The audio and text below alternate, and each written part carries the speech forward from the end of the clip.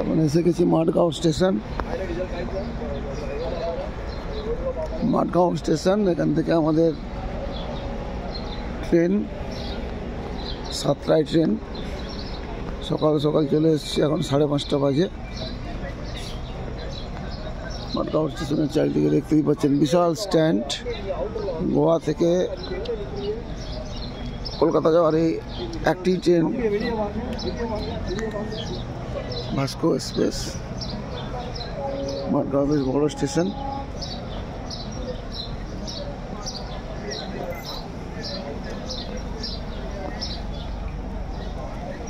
দেখুন back side দেখাচ্ছি, দারুণ দৃশ্য দেখতেই পাচ্ছেন। মাঠগাঁও স্টেশনে রয়েছি।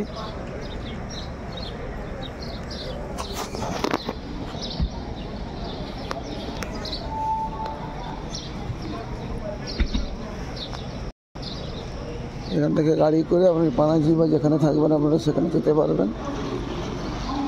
সাজানো গোছানো ছোটো স্টেশন, বড় না। এই মাঠগাঁও স্টেশন।